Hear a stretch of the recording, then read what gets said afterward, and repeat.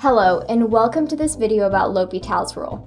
When taking certain types of limits, you'll find this 300-year-old rule can come in extremely handy.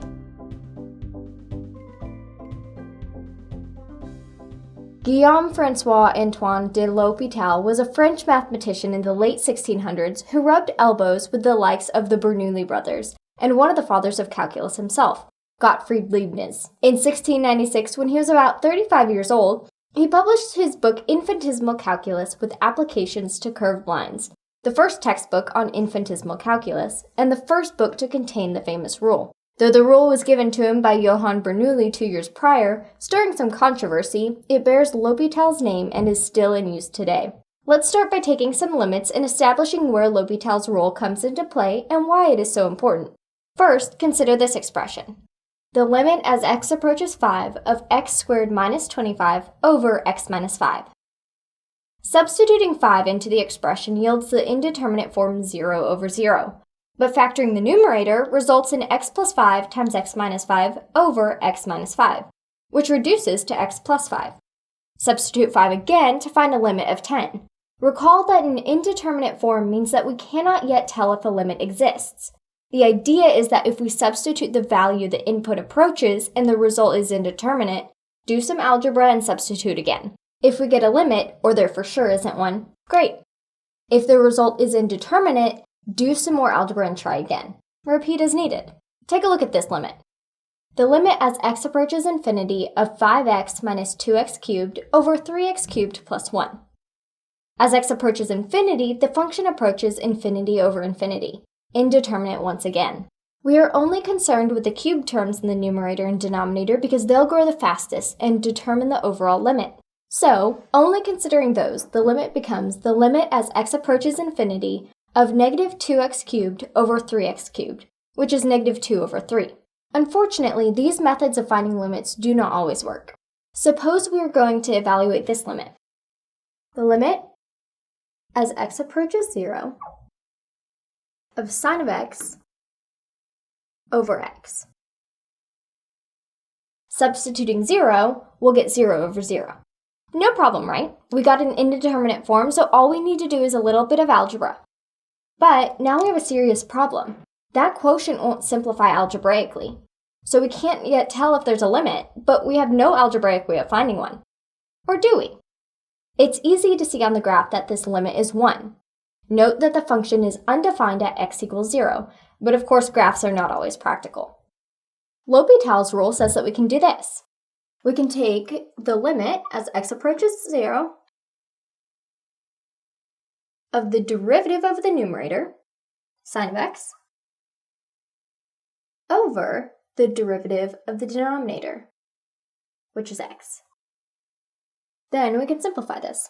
So the derivative we're going to keep the limit as x approaches 0. Of the derivative of sine of x is cosine of x. And the derivative of x is 1. So if we plug in 0 for x, we get cosine of 0, which is equal to 1. It's not a coincidence that we find a limit of 1, just as the graph showed. The idea is not exactly intuitive at first, but with the 0 over 0 limit, it's an application of local linearity. Really close to x equals 0, sine x looks like the line tangent to sine x there. In other words, since the derivative of sine x is cosine x, the graph of sine x close to 0 looks like its tangent line at 0, which has a slope of cosine of 0, or 1. Of course, the function in the denominator, x, looks exactly the same. Because of local linearity, the ratio of function derivatives is usually a very good approximation of the ratio of function values. Take a look at this one. When we go to take the limit of this expression, the limit as x approaches infinity of e to the x over 2x squared. We end up with the indeterminate form infinity over infinity with no way to simplify algebraically.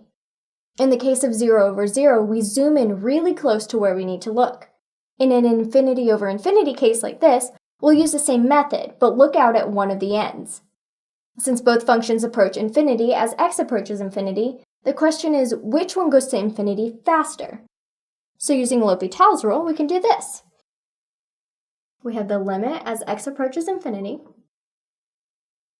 of the derivative of the numerator, e to the x, over the derivative of the denominator, 2x squared, which simplifies to the limit as x approaches infinity of e to the x over 4x. Since both functions still approach infinity, apply the rule again. So we have the limit as x approaches infinity of the derivative of the numerator, e to the x, over the derivative of the denominator, 4x, which gives us the limit as x approaches infinity of e to the x over 4. Which we know that this equals infinity because e to the x is going to grow way faster than 4. After the second application, it's clear that we have a limit of infinity.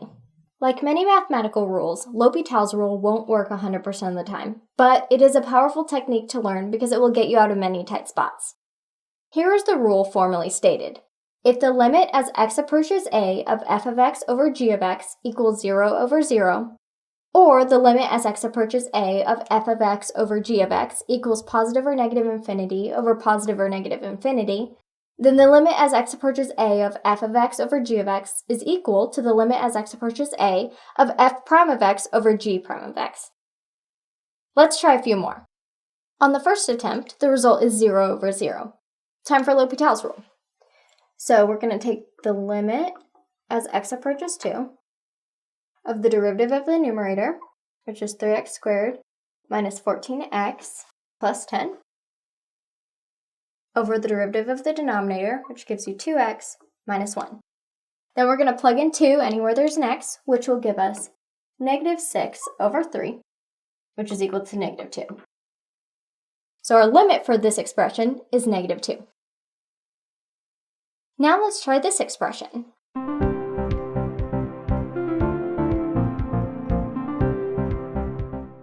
So our first substitution yields 0 over 0. Now we're going to use L'Hopital's rule. So this is equal to the limit as x approaches negative 3 of the derivative of the numerator, which is pi cosine of pi x, over the derivative of the denominator, which is 2x. Then we'll plug in negative 3 anywhere we see an x, and that'll give us pi over 6. So the limit of this expression is pi over 6. Now let's try a natural log.